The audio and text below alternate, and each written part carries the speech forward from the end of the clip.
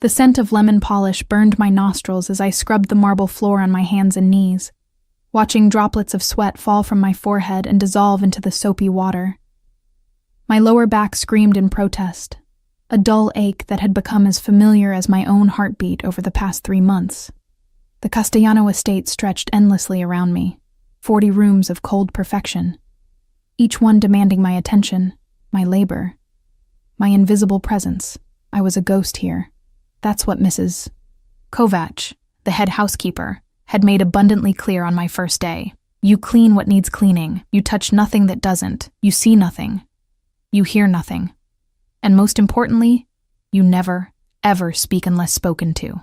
Her thin lips had barely moved as she delivered these commandments, her eyes as cold as the winter pressing against the floor-to-ceiling windows. The pay was obscene, triple what I'd made at the hotel downtown.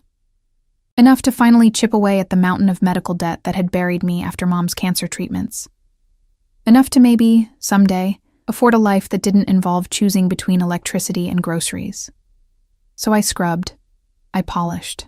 I became invisible. The East Wing was my territory today, a section of the mansion I'd only entered twice before. As I pushed my cleaning cart down the hallway, the wheels squeaking against the hardwood, I noticed how the afternoon light filtered through the silk curtains differently here. Softer, almost warm. The portraits lining the walls showed generations of Castellanos, their dark eyes following my movements with painted judgment. I'd seen him only once since I started working here. Dante Castellano. The name alone made the other staff members lower their voices to whispers. He'd walked past me in the main corridor 3 weeks ago, surrounded by 4 men in dark suits, their hands never far from their jackets. I'd pressed myself against the wall, eyes down, heart hammering, as the scent of expensive cologne and something darker, gunpowder maybe, or violence made tangible, had washed over me. He hadn't looked at me. I was furniture, a fixture, exactly as I should be. But I'd looked at him. Just a glimpse. A stolen moment of curiosity that I immediately regretted. He was younger than I'd expected, maybe 32, 33, with jet black hair swept back from a face that could have been carved from the same marble I spent my days polishing. Beautiful in the way a blade is beautiful. Dangerous, precise, cold. His jawline was sharp enough to cut, and even in that brief glance, I'd felt the weight of the power he carried like a second skin. The staff whispered about him in the kitchen during our brief lunch breaks. About the family business that everyone knew meant organized crime. About his wife, dead 2 years now in a car accident that nobody really believed was an accident. About his twin daughters who never smiled anymore, never played, never did anything but drift through these halls like small ghosts in expensive dresses. I reached the end of the East Wing and paused. A door stood slightly ajar, warm light spilling through the crack. Children's laughter. No, not laughter. Crying. Soft, broken sobbing that made my chest tighten with a familiar ache. I shouldn't. Mrs. Kovac's rules echoed in my head, but my feet moved forward anyway, drawn by a pull I couldn't explain. Maybe it was because I'd once been a child who cried alone in rooms that were too big and too empty. Maybe it was because invisibility sometimes felt like a superpower and a curse in equal measure. I pushed the door open just enough to peer inside. The room was a paradise of pastels and plush toys, everything 2 5-year-old girls could want. But the twins sat in the center of an elaborate play area, surrounded by untouched dollhouses and pristine stuffed animals, tears streaming down their identical faces. They wore matching white dresses with pink ribbons, their dark curls perfectly arranged. Their small hands clutched together as if holding on to each other was the only thing keeping them anchored to the world. My heart shattered. I glanced down the hallway. Empty. The staff would be changing shifts soon, and Mrs. Kovac always retreated to her office for exactly 17 minutes at 3 o'clock. I had time. Maybe. I slipped into the room, closing the door softly behind me. "Hey," I whispered, kneeling a few feet away from them, not wanting to startle them. "What's wrong?" 2 pairs of dark eyes, their father's eyes, turned to me. One twin spoke, her voice trembling. We can't remember." "Can't remember what, sweetheart?" "How to play." The second twin's lower lip quivered. Nanny Rosa used to show us, but she left. And Nanny Margaret is scared of us, and Daddy is always angry or sad or gone, and we forget how games work. Something inside me cracked open. These children, drowning in luxury, had forgotten joy, had forgotten that they were allowed to be children. I looked around the room and spotted a collection of building blocks in the corner, still in their packaging, never opened. An idea sparked. "Well," I said, sitting cross-legged on the plush carpet, "I happen to be an expert in remembering. Want to learn a secret?" They nodded, moving slightly closer, their tears drying on their cheeks. I opened the blocks and began building a simple tower. The secret is that playing isn't something you have to remember, it's something you feel. "Here, you take this red block. What does it want to be?" "Want to be?" One twin tilted her head. "Everything wants to be something. That's what my mom used to tell me. This red block? Maybe it wants to be a castle tower, or a rocket ship, or a giant robot's toe. What do you think?"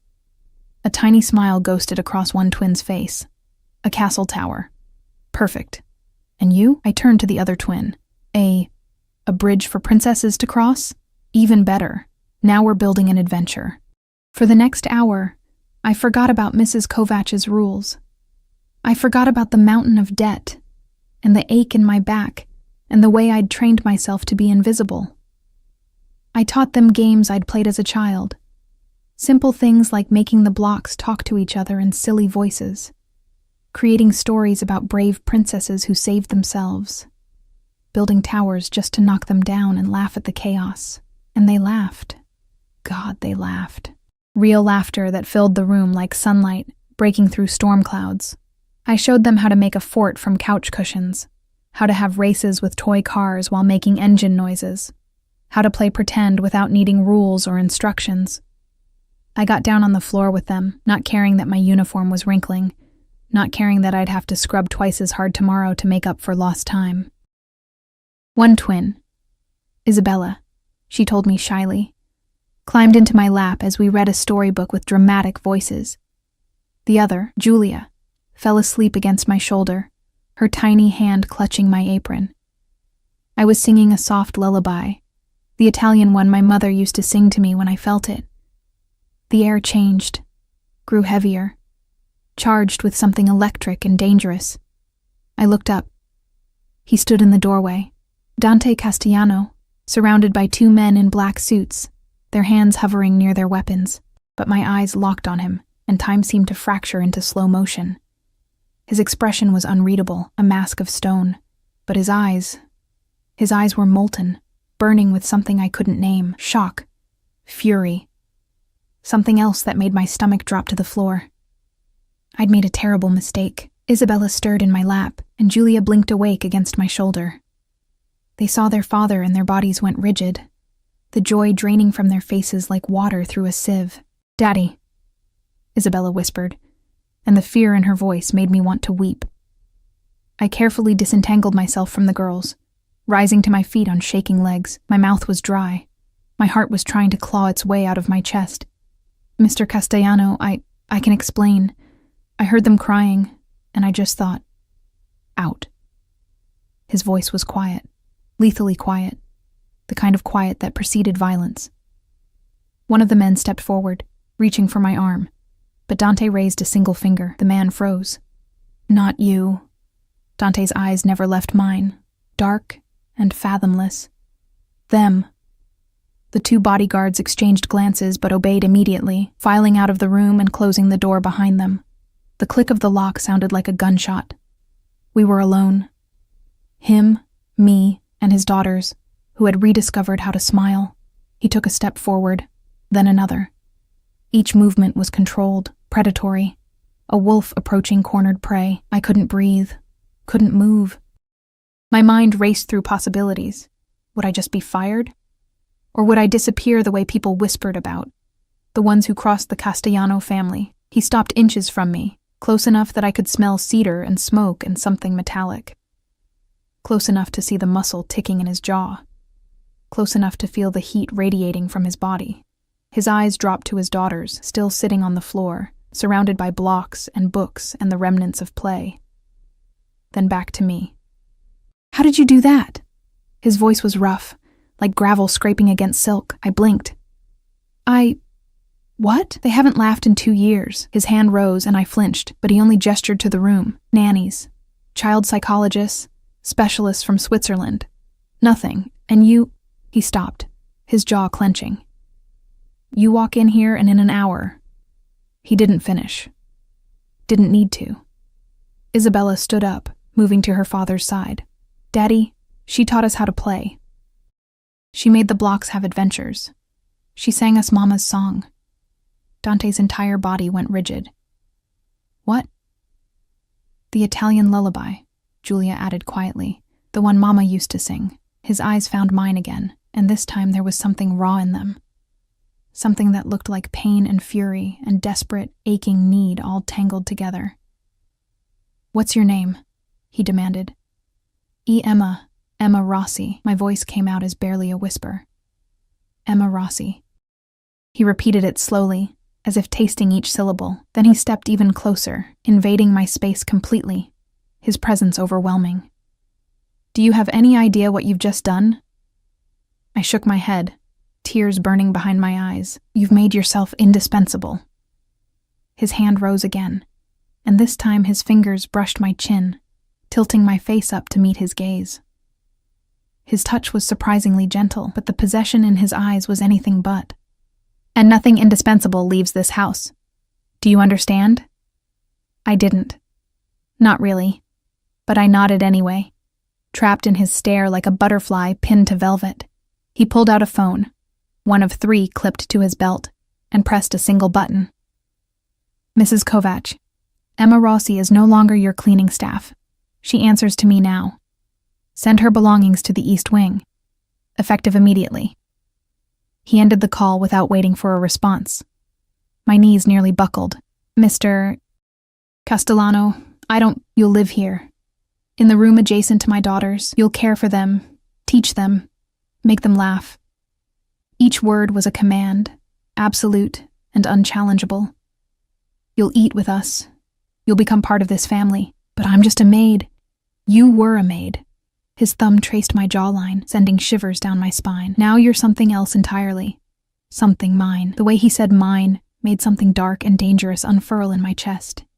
Isabella tugged on my hand. "You're staying? Really staying?" I looked down at her hopeful face, then at Julia's matching expression, then back at Dante's burning gaze. I'd come here to be invisible, to disappear into these walls and earn enough money to survive. Instead, I'd just become the most visible person in a very dangerous man's world. And from the way he was looking at me, like I was prey and salvation, and something forbidden all at once, I knew my life would never be simple again. "Yes," I heard myself whisper. "I'm staying." His smile was slow, predatory, and absolutely terrifying. "Good. Because now that I've found you, Emma Rossi, I'm never letting you go." The room they gave me was 3 times the size of my entire apartment. I stood in the doorway at midnight, my pathetic duffel bag clutching every possession I owned, feeling impossibly small in my trembling hands. Cream-colored walls, a 4-poster bed with silk sheets, a private bathroom with heated marble floors. Windows overlooking the east gardens where security lights cast long shadows across perfectly manicured hedges. This wasn't a servant's quarters. This was luxury I had no right to touch. A connecting door stood to my left, the twins' room.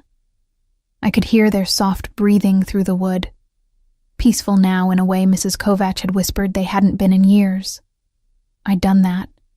Somehow, accidentally, I'd given them back something everyone else had failed to restore, and Dante Castellano had noticed. I pressed my palm against my chest, trying to slow my racing heart.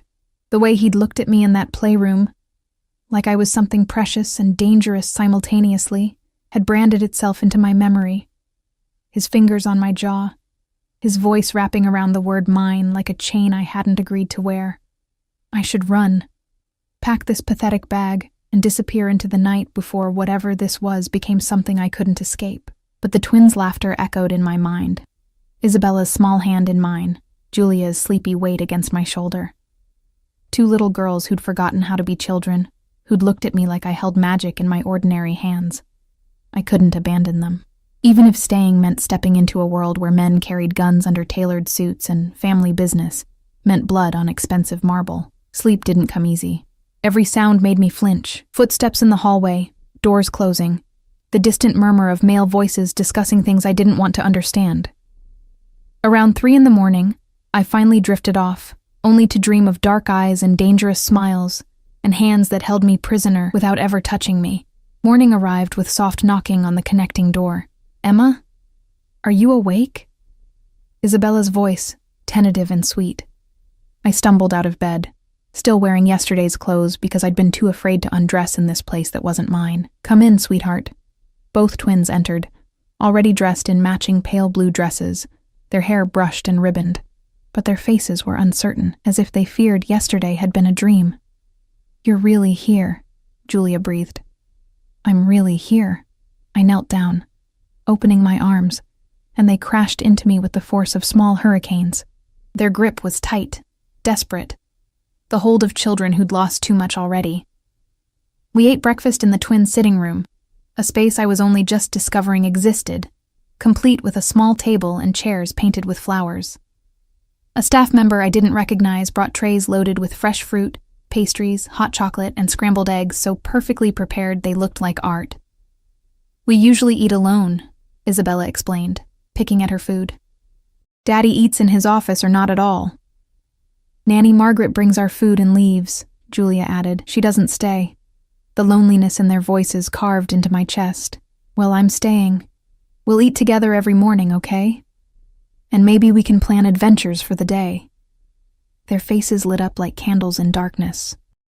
We spent the morning exploring their room properly, discovering art supplies that had never been opened, a costume chest filled with princess dresses and pirate hats, a telescope by the window for watching stars. I taught them hand-clapping games and silly songs, and we built an elaborate castle from blocks that stretched across half the floor. Around 11, the door opened without warning. Dante stood there, flanked by a single guard this time, a massive man with a scar running from his temple to his jaw. Both men were dressed in dark suits that probably cost more than a year of my old salary, but it was Dante who commanded every atom of oxygen in the room. In daylight, he was even more devastating. His shirt was crisp white against olive skin, the top 2 buttons undone revealing the hollow of his throat. His hair was still damp from a shower, pushed back from a face that belonged on magazine covers, if those magazines were titled, "Dangerous Men Who'll Ruin Your Life." "Daddy!"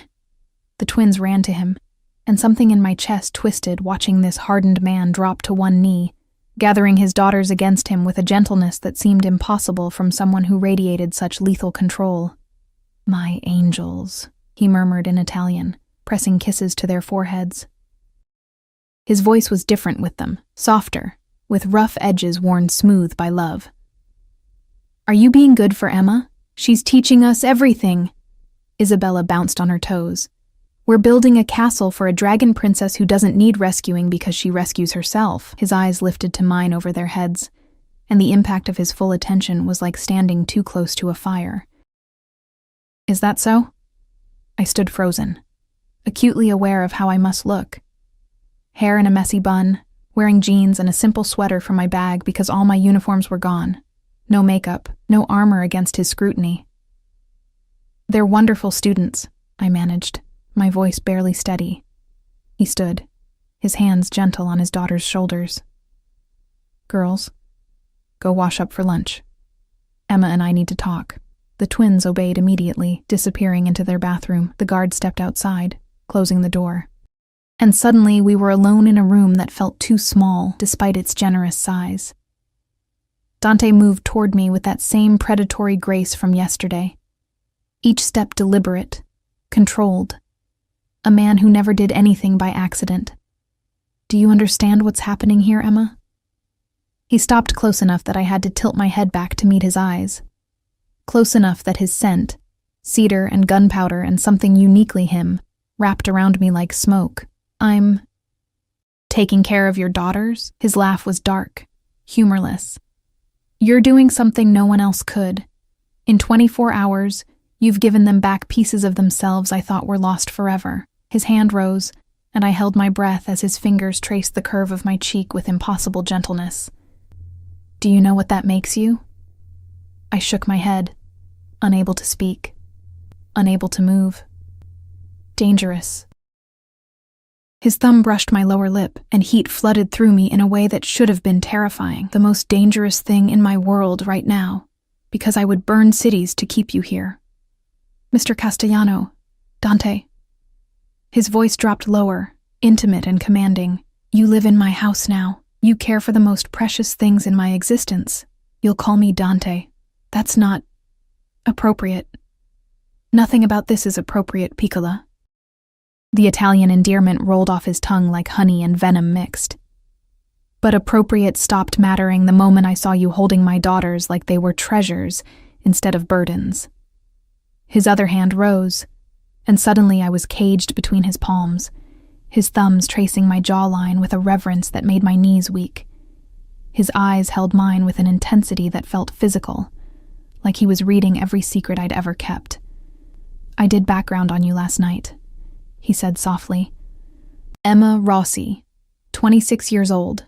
Mother died 8 months ago from cancer. Medical debt totaling $243,000. No other family. Working 3 jobs before taking the position here. His thumb pressed gently against my racing pulse. You came to my house desperate, invisible, expecting nothing. Shame burned through me. He knew everything. Every failure. Every desperate choice.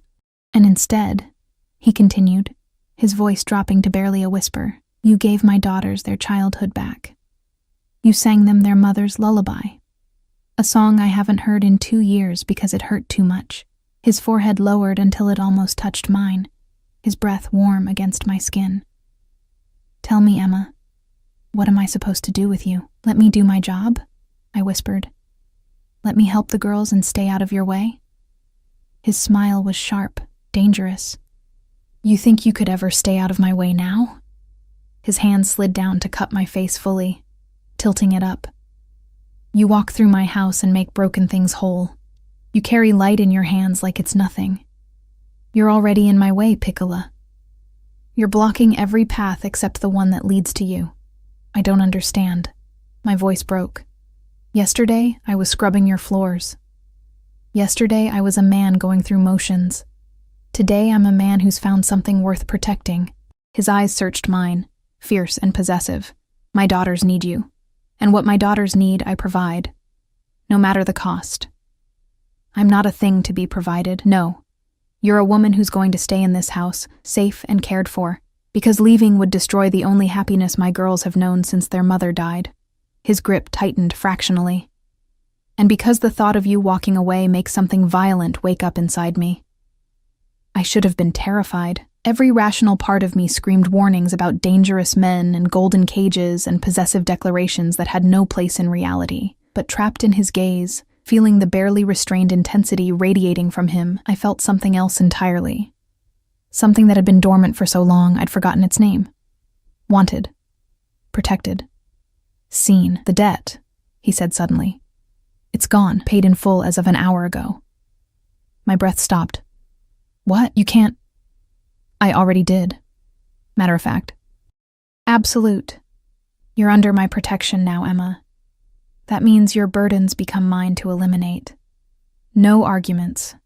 Tears burned my eyes. $250,000 gone. The weight that had been crushing me for months, making me choose between dignity and survival, erased with a phone call from a man who controlled more money than I could fathom. Why? I choked out. Why would you do that? His smile was sad, almost vulnerable beneath the dangerous exterior. Because my daughters laugh when you're near them. Because you're the first person in 2 years who's looked at them and seen children instead of tragic figures. Because... He stopped, his jaw clenching as if holding back words that wanted to escape. Because you're mine to protect now. Whether you've agreed to it or not, the possessiveness should have repelled me. Instead, it wrapped around my broken places like armor I didn't know I needed. I don't know how to be whatever you think I am, I whispered. You don't have to know. You just have to stay. His hands gentled, thumbs wiping away tears I hadn't realized were falling. Stay with my daughters. Let me keep you safe. Let me... His voice roughened. Let me have this one good thing in a life built on darkness. The bathroom door opened, and the twins emerged, their timing perfect and terrible. Dante stepped back immediately, creating appropriate distance, but his eyes stayed locked on mine, a promise and a warning, and something burning that I didn't dare name. Lunch is ready downstairs, he told the girls, his voice shifting back to that softer tone reserved for them. Emma will bring you. Aren't you eating with us? Julia's disappointment was palpable. Something flickered across his face. Conflict, longing, fear. Not today, Angel. Daddy has work. Work. The kind that required armed guards and multiple phones, and the cold expression that slid over his features like a mask, burying the vulnerability I just witnessed. He left without another word, but the air still hummed with his presence, with the weight of everything he'd said and everything he'd left unspoken. Isabella took my hand. He likes you. Sweetheart, I don't think... He does, Julia insisted. He looked at you the way he used to look at Mama, before she went away. My heart stuttered, caught between terror and something dangerously close to hope. I'd come to this mansion to be invisible, to earn money and disappear into walls. Instead, I'd become the center of a dangerous man's obsessive protection, the light in his daughter's darkness, and something he'd claimed as his own, with a certainty that left no room for argument, and God help me. I wasn't sure I wanted to fight it anymore. 3 weeks passed in a blur of carefully constructed routine and simmering tension that never quite broke. Mornings belonged to the twins and me. We'd wake early, tangled in blankets on my bed where they'd inevitably migrated during the night, seeking comfort from nightmares they rarely talked about. I'd braid their hair while singing Italian songs my mother taught me, and we'd plan our day over breakfast. Art projects, imaginary games, reading time in the library that sprawled across the mansion's second floor like a cathedral of books. They were blossoming. Isabella's shy giggles became full-throated laughter. Julia started asking questions again. Why is the sky blue? Where do stars go during the day? What makes flowers grow? Simple, beautiful, childish questions that no one had encouraged her to ask in 2 years. But Dante was everywhere, and nowhere simultaneously. He'd appear in doorways without warning, watching us with an intensity that made my skin prickle with awareness.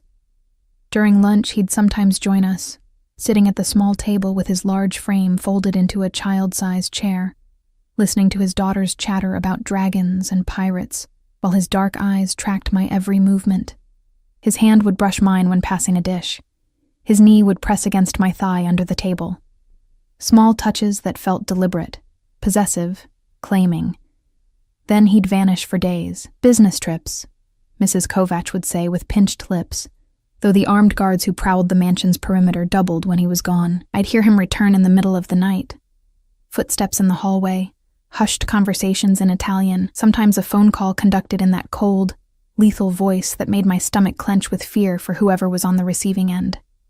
He'd check on the girls while they slept. I knew because I'd wake to find him standing in the connecting doorway, backlit by hallway lights, his expression unguarded for once. Aching. Tender. Desperate.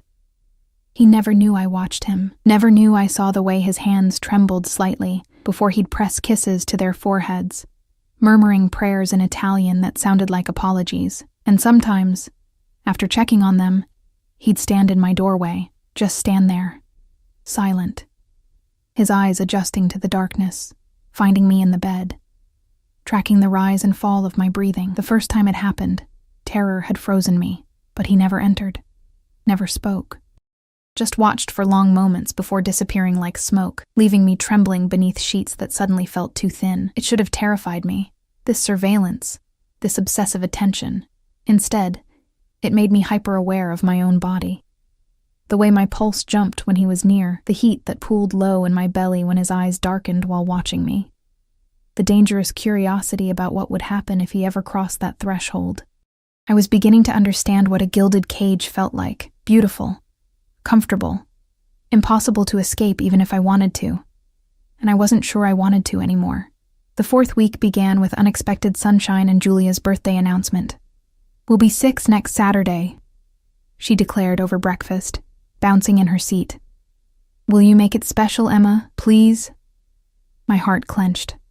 "Of course, sweetheart. What would make it special for you? A party." Isabella clapped her hands, "with decorations and games and a cake with pink flowers." "And friends," Julia added. Then her face fell. "But we don't have friends." The sadness in those words shattered something inside me. These girls, isolated in a fortress of wealth and danger, had been too wrapped up in grief to maintain friendships, had been taught that the world was dangerous, that people couldn't be trusted, that staying behind walls was survival. "Then we'll make it the best party for just us," I promised. "You, me, Isabella, and your dad will make it magical."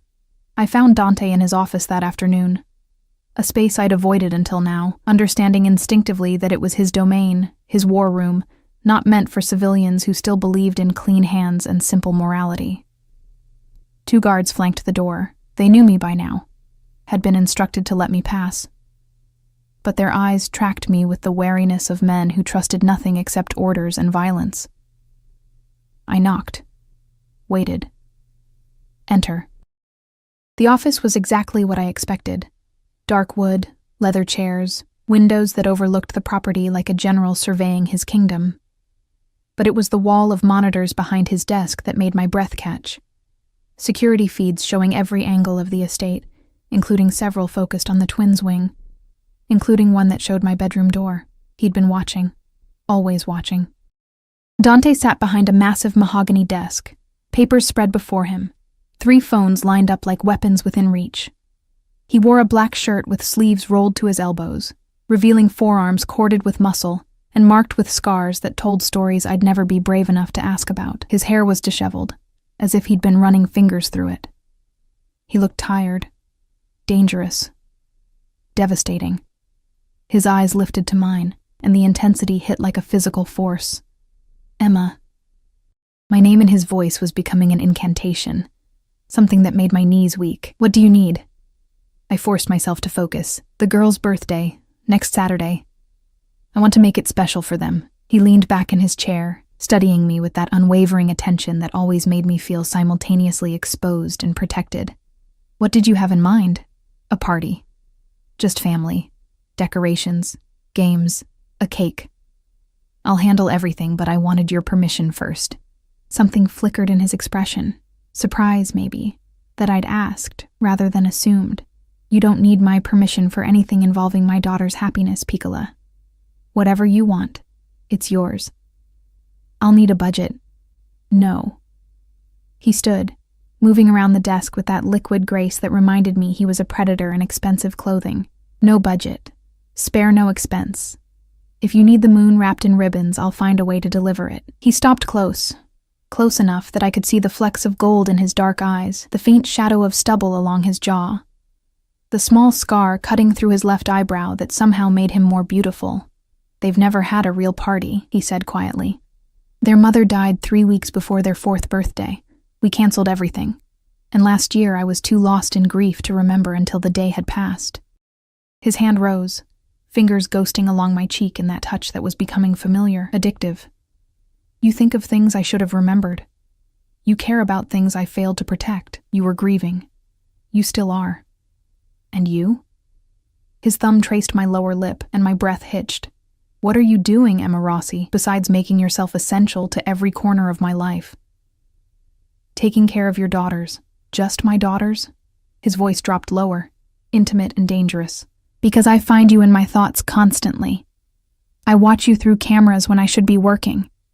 I stand in your doorway at night like a stalker, fighting the urge to wake you just to hear your voice." His other hand rose, caging my face between his palms. "Tell me you don't feel this. Tell me I'm alone in this madness."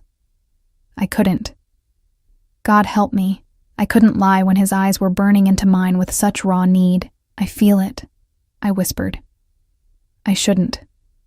But I do." His exhale was shaky, vulnerable. "You should run from me. I'm not a good man, Piccola. My hands are stained with things you can't imagine. I've hurt people. Killed people. I live in a world where violence is currency, and mercy is weakness. His forehead lowered until it touched mine, his breath warm against my lips. But you make me want to be someone different. Someone worthy of the way my daughters look at you, the way you look at them, Dante. I'm selfish enough to keep you anyway. Even knowing I'll ruin you, even knowing you deserve better than a monster who can't let you go. His mouth was inches from mine.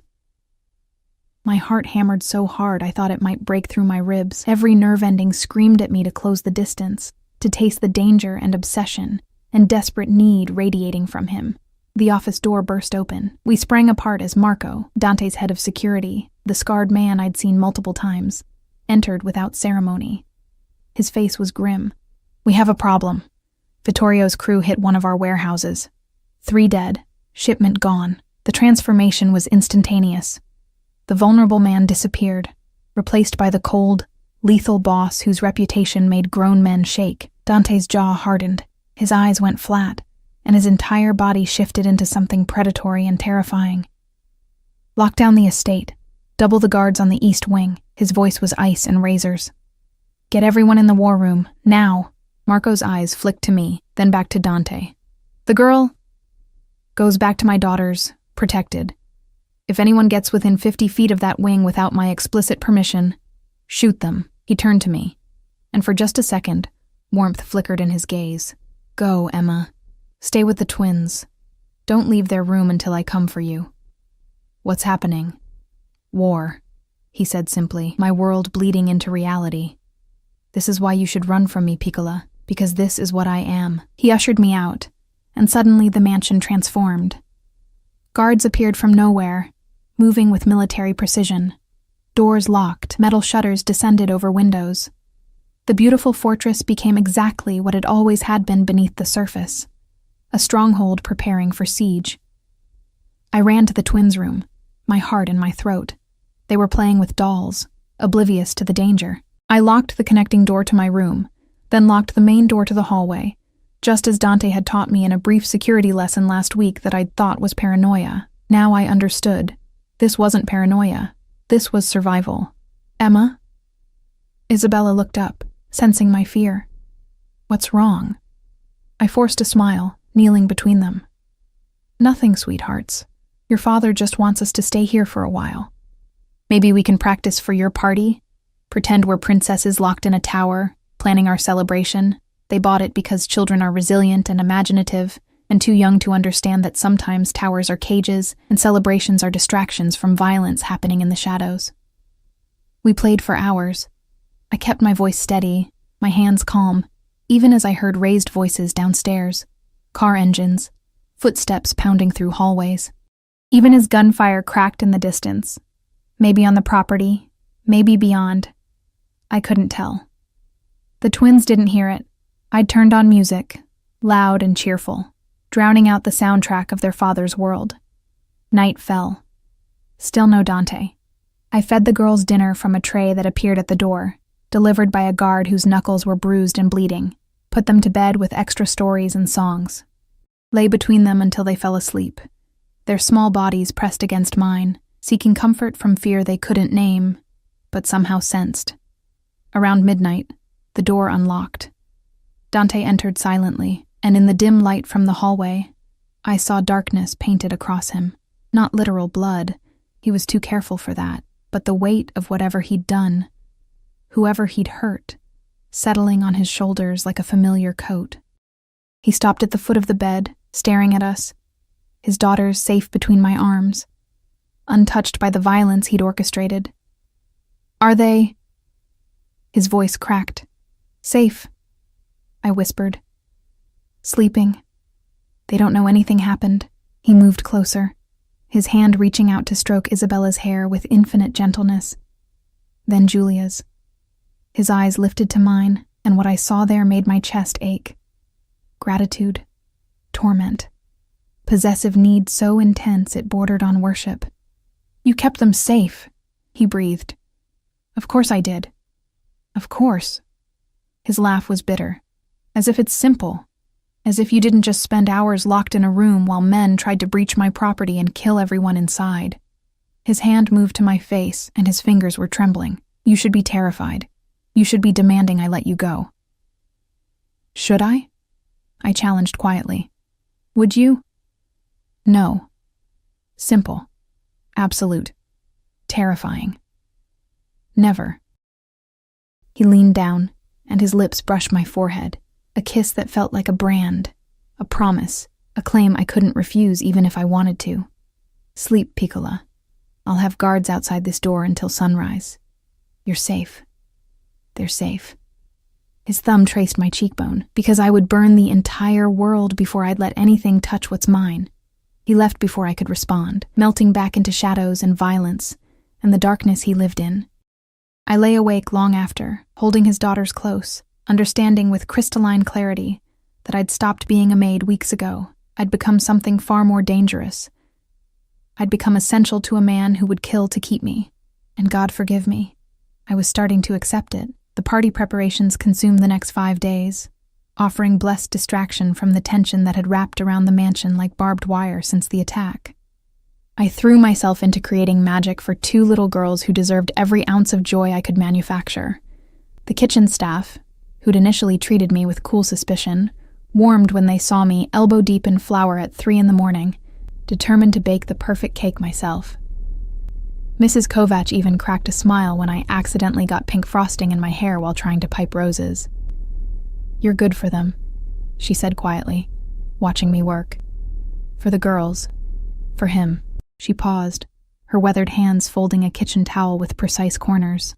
His wife was kind too, soft in a world that demanded hardness.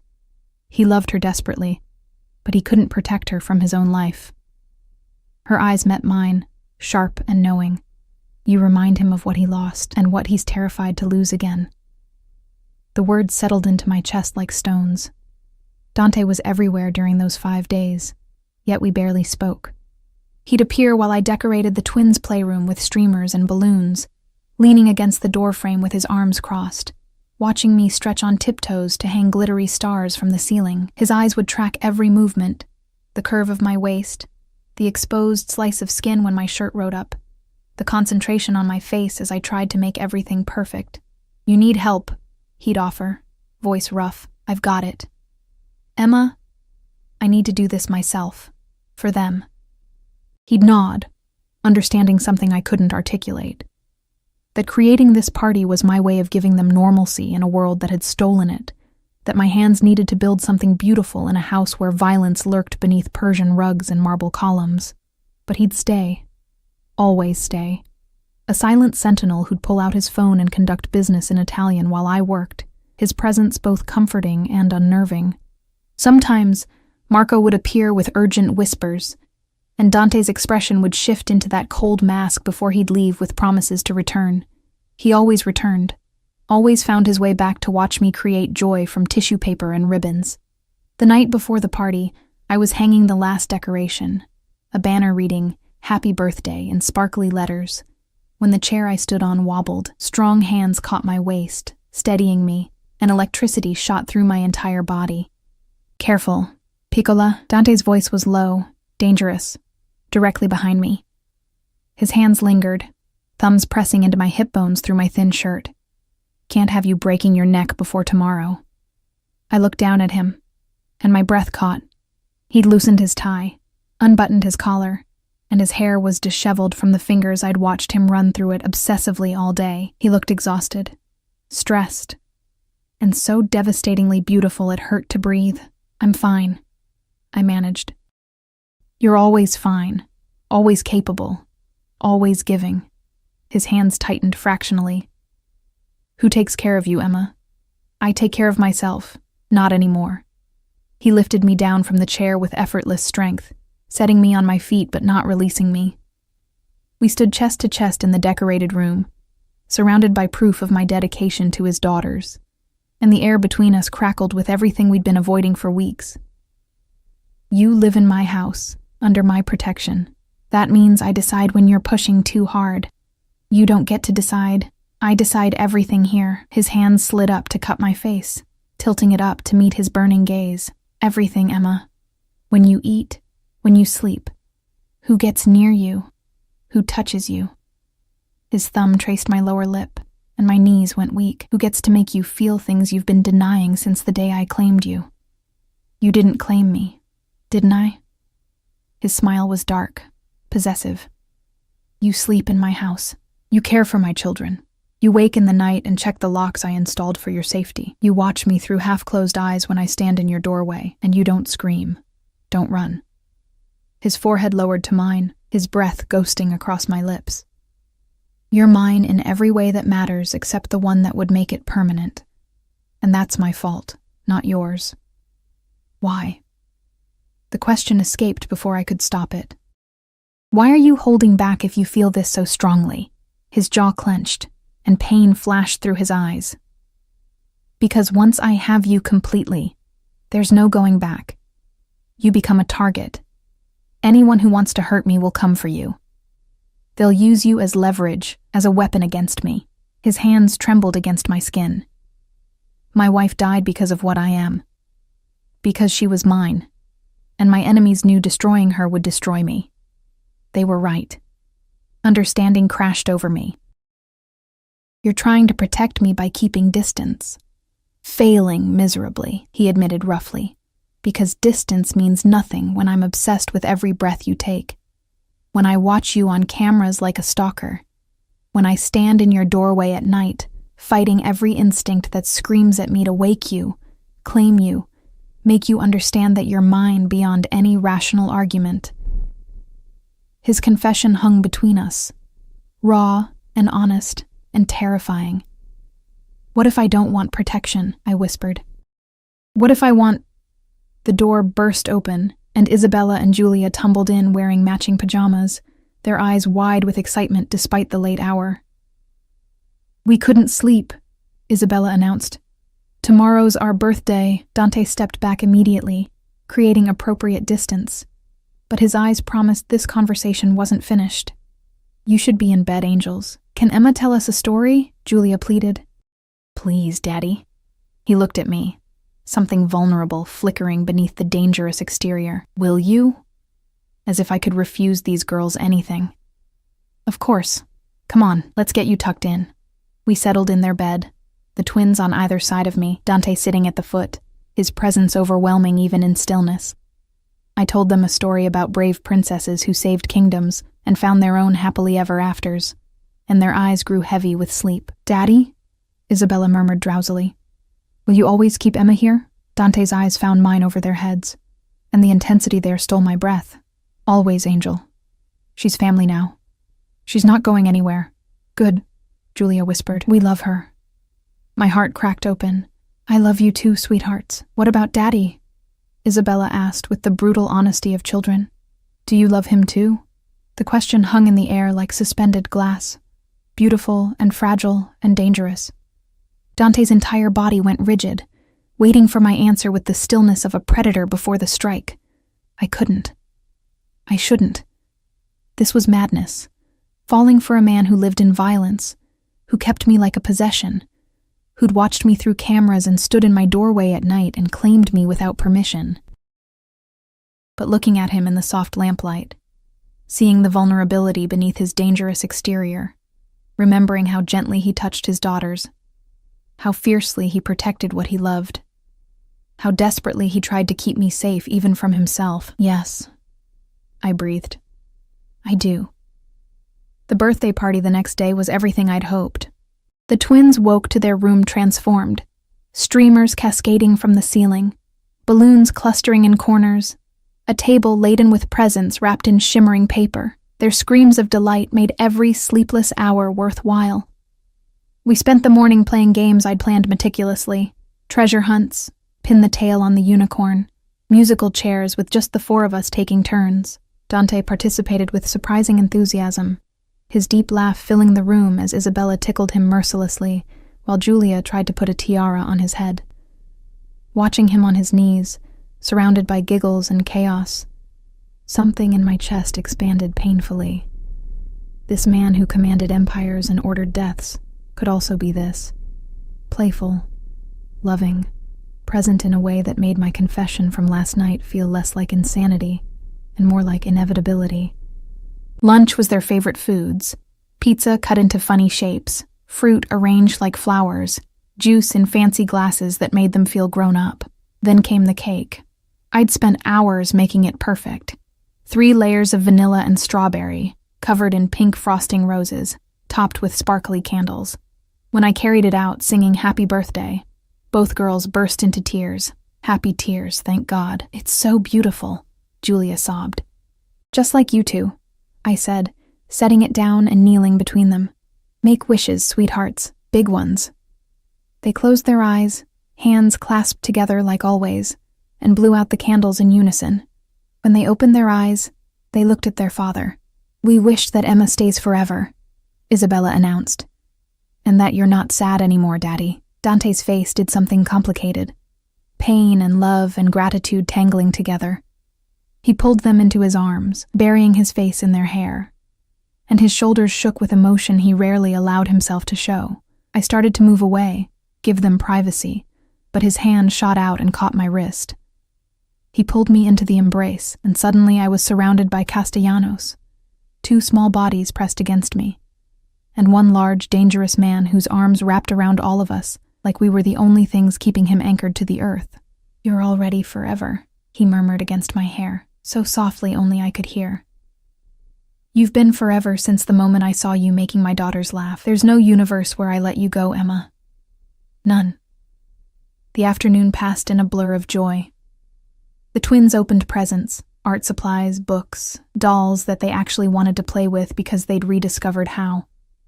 They insisted I open gifts too, confused about why I wouldn't have presents on their birthday. Because it's your special day. You made it special, Julia insisted. So you get presents too. Dante disappeared briefly and returned with a box wrapped in silver paper. From me, he said. His eyes locked on mine with an intensity that made my hands shake as I opened it. Inside was a necklace, delicate gold with a pendant shaped like a bird in flight. Simple, elegant, clearly expensive but not ostentatious. So you never forget you have wings, he said quietly. Even if you choose to stay in this cage with me. The twins insisted he put it on me.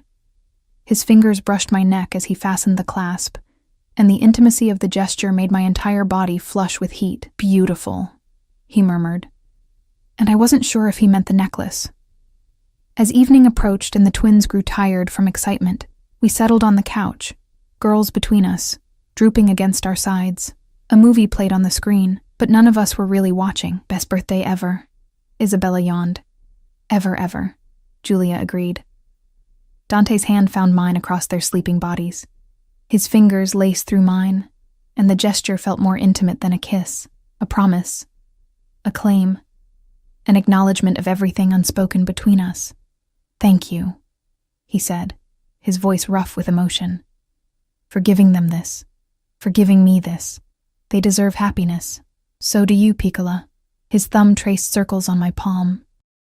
And I'm selfish enough to want to be the one who provides it, even though I'm the least qualified man in the world for the job. Maybe that's not your decision to make.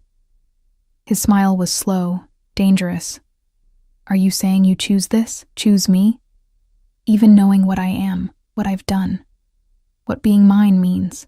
I looked at his daughters sleeping peacefully, at the decorations we'd created together, at the life I'd somehow built in this beautiful, dangerous fortress, at the man who watched me like I was air and water and salvation all at once. I'm saying I've already chosen, I whispered. I chose the moment I stayed. I just didn't realize it until now.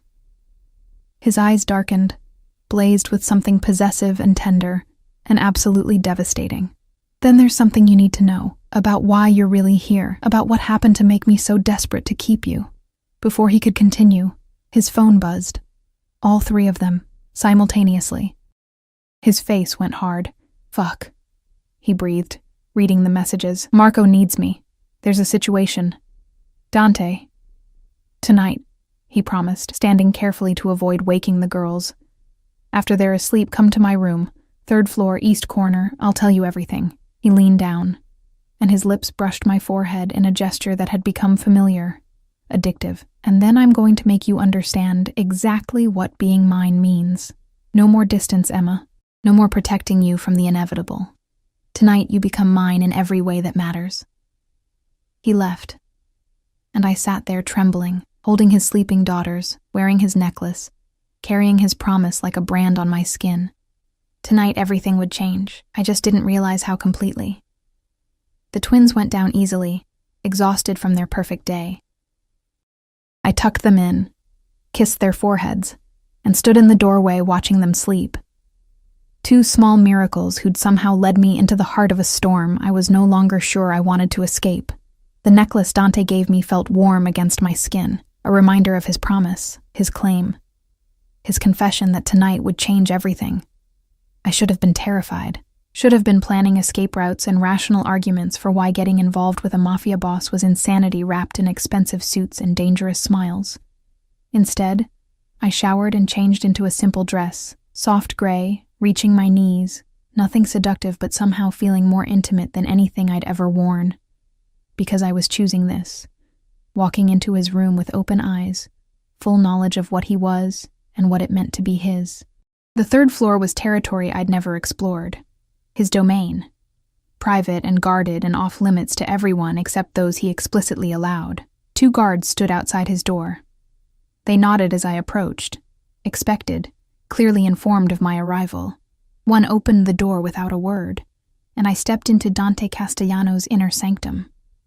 The room was masculine elegance. Dark woods, floor-to-ceiling windows overlooking the estate's grounds, a massive bed with black silk sheets that made my breath hitch. But what caught my attention was the wall of photographs. His wife. Beautiful, dark-haired, laughing in image after image. Holding newborn twins, dancing at what must have been their wedding. Looking at the camera, at Dante behind it, with love so pure it hurt to witness. And beside those photos, recent ones. The twins playing, the twins laughing, the twins with me. I'd been cataloged, documented, woven into the visual narrative of his family without even realizing it. She would have liked you, I spun. Dante stood in the doorway to an adjoining bathroom, wearing only black pants, his chest bare and revealing what his suits always hid, scars crisscrossing his torso like a roadmap of violence survived. Each one told a story of pain, of battles fought, of a life lived on the knife's edge of death. He was devastatingly beautiful and terrifying in equal measure. Your wife, I said softly, turning back to the photographs. She was lovely. She was everything good in my world. He moved closer, and I felt his presence like heat against my back. Sophia. We met when I was 25, her 23. She was a nurse at a hospital where one of my men was being treated. She saw me, really saw me, and somehow decided I was worth saving. His hand came up, fingers ghosting along my shoulder. She knew what I was, what I did, and she loved me anyway, tried to be the light to my darkness. What happened to her? I turned to face him, and the pain in his eyes nearly broke me. Betrayal from within my own organization. A man I trusted, my cousin Vittorio, wanted control of the family business. He couldn't challenge me directly. I was too strong, too protected. So he went after my weakness, his jaw clenched. Sophia was driving the girls to school. He tampered with her brakes. The car went off a bridge into the river. Horror flooded through me. The twins were pulled from the wreckage by first responders. Sophia drowned, making sure they got out first. She saved them and sacrificed herself. His voice cracked. I wasn't there. I was in a meeting, making deals, expanding territory. And my wife died alone in freezing water because I couldn't protect her from my own blood. Tears streamed down my face. Dante, that's not... It is. His hands cupped my face, thumbs wiping away tears with devastating gentleness. I killed her by being what I am, by loving her and making her a target. And then I failed my daughters by drowning in grief so deep I forgot they were drowning too. His forehead lowered to mine until you walked into that playroom and reminded me, that life could still have light in it. Is that why you kept me? Guilt? Trying to replace? No. Fierce. absolute. You're not a replacement, Emma. You're not Sophia reborn, or some twisted attempt to recreate what I lost. His hand slid into my hair, tilting my face up to meet his burning gaze. You're something entirely your own. You walked into my darkness and made flowers grow. You looked at my broken daughters and saw treasures worth cherishing. You've lived here for weeks, surrounded by violence and danger, and you haven't run, haven't demanded to leave. You've just... His voice broke. You've just stayed, and made everything better by existing in my space. I stayed because I fell in love with them. I whispered. And then I made the mistake of falling in love with you. His breath stopped. His entire body went rigid. Say that again. I love you. The words came easier the second time. Truth I'd been fighting since the moment he stood in that playroom doorway and looked at me like I held the sun in my hands. I love you, Dante Castellano, even knowing you're dangerous. Even knowing you've killed and hurt and built an empire on darkness. I love the way you hold your daughters. The way you watch me like I'm precious. The way you stand in my doorway at night. Because you can't stay away, but you're trying to protect me from yourself. My hands rose to his chest, feeling his heart thunder beneath scarred skin. I love you, and I'm choosing this. Choosing you. Choosing to stay in this beautiful cage because being here with you feels more like freedom than anything I've ever known. His kiss was inevitable, devastating, claiming. His mouth crashed against mine with desperate hunger, hands tangling in my hair, pulling me against his body with bruising force. I opened for him, and his tongue swept in, tasting, exploring, conquering. The kiss was everything he'd been holding back. Possession and need, and barely controlled violence, transformed into passion that set my entire body on fire. I kissed him back with equal desperation, my hands sliding up his chest, feeling scars and muscle and the rapid beat of his heart. He groaned into my mouth, the sound rough and broken, and suddenly we were moving. He walked me backward until my legs hit the bed, and we tumbled onto silk sheets in a tangle of limbs and hunger and need too long denied. Emma, he breathed against my lips, my jaw, my throat. My Emma. Mine.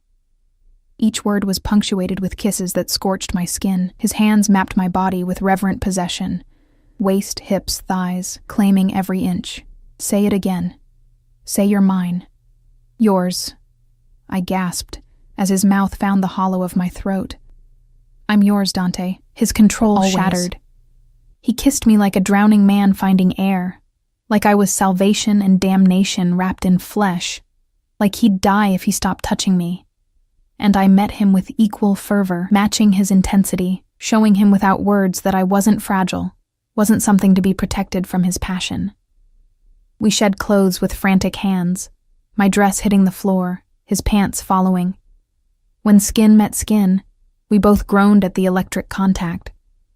He rolled us so I was beneath him, his weight pressing me into the mattress, his body caging mine in a way that should have felt trapping but instead felt like safety. I'll never let you go, he murmured, his lips trailing down my collarbone. Never, Emma. You understand? This isn't temporary. This isn't casual. The moment I make you mine completely, you're bound to me forever. My wife in everything but legal paperwork. The mother of my children, the light in my darkness, mine to protect, mine to cherish, mine to keep. Yes, I breathed, arching into him. Yes to all of it. Make me yours, Dante, completely. And he did. He claimed me with a tenderness that belied his dangerous nature, worshipping my body with hands and mouth, and murmured Italian endearments that sounded like prayers. When we finally joined, when he made me his in the most fundamental way, the intensity of it broke something open inside both of us. We moved together in perfect synchronization, building toward something that felt bigger than physical pleasure. This was connection, completion. Two broken pieces finding a way to fit together despite all the reasons they shouldn't. When I shattered, his name on my lips, he followed immediately, burying his face in my neck, his hands gripping my hips with bruising force, his body shuddering with the force of his release. We lay tangled together afterward, hearts racing, skin slick with sweat, and I'd never felt more complete in my life. I need to tell you something, he said quietly, his fingers tracing lazy patterns on my bare shoulder. About Vittorio. I tensed, sensing this was the truth he'd promised earlier. The attack 2 weeks ago, that was him trying to get to me through you. Through the twins. He's been watching the estate, cataloging everyone I care about. He knows you're important to me now. Knows that hurting you would destroy me worse than Sophia's death did. Fear laced through the post-orgasmic bliss. So I've made myself a target. You became a target the moment I decided you were mine. His arms tightened around me. But here's what Vittorio doesn't understand. Sophia died because I was too confident in my security, too certain my enemies would follow old rules. I've learned since then. I've become harder, more ruthless, more willing to burn the world for what's mine. He tilted my face up to meet his fierce gaze. I've spent the last 2 weeks hunting him, dismantling his organization piece by piece. Tomorrow, I end him. Permanently. And then you and my daughters will be safe. Tomorrow? I've tracked him to a warehouse across the city. I'm bringing 50 of my best men. We're going to end this war he started, and I'm going to make sure he never threatens my family again. His thumb traced my lower lip. And then I'm coming home to you. And we're going to build a life together. A real one. You, me, the twins. Maybe more children someday if you want them. A future that Sophia would have wanted for me instead of the half-life I've been living. Tears burned my eyes. What if something happens to you? It won't. Absolute certainty. I have too much to live for now. You made me remember why survival matters, why winning matters, why coming home matters. He kissed me softly. I love you, Emma Rossi. I've loved you since you taught my daughters how to play, since you sang them their mother's lullaby, since you looked at me without fear and saw someone worth saving. I love you too, I whispered. Come back to me. Always, Piccola. Always. I woke the next morning in his bed, surrounded by his scent, wearing one of his shirts. He was gone, left before dawn with Marco and an army of men to finish the war that had been brewing since his wife's murder. The twins found me in his room and didn't even question it, just crawled into bed with me like this was normal, natural, how things had always been meant to be. We spent the day playing, but my mind was elsewhere, with Dante. Praying he'd keep his promise, praying he'd come home. Evening came. Then night. Still no word. At midnight, I heard vehicles.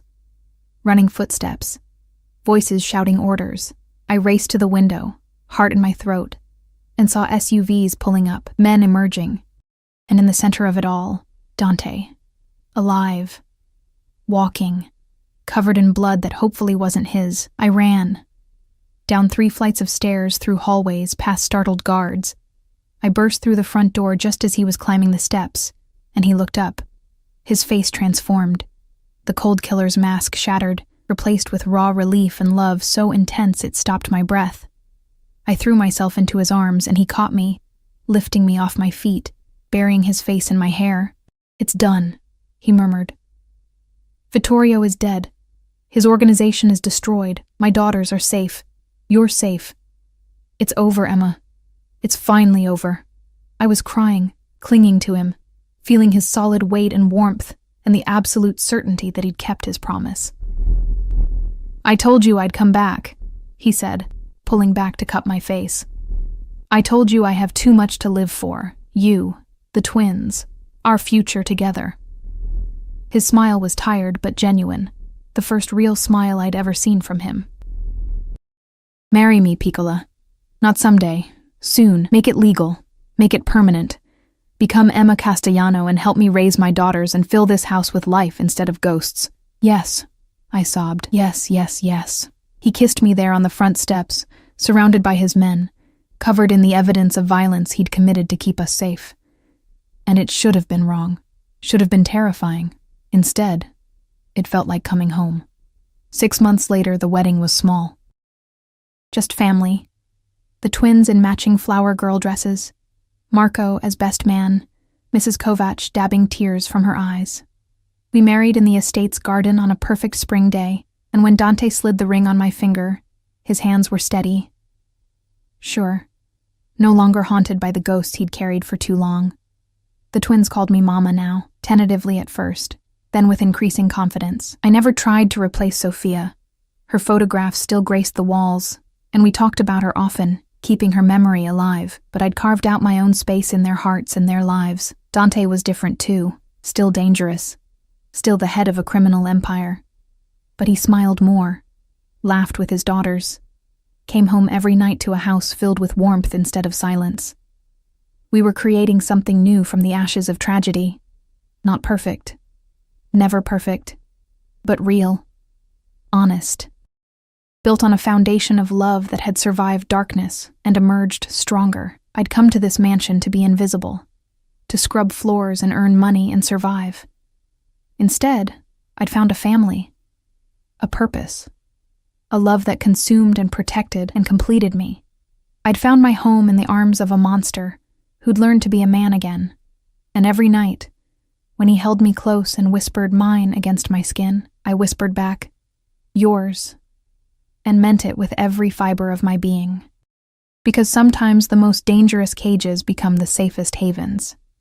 And sometimes the darkest men carry the brightest love. I was Emma Castellano now, wife, mother, the light in Dante's darkness.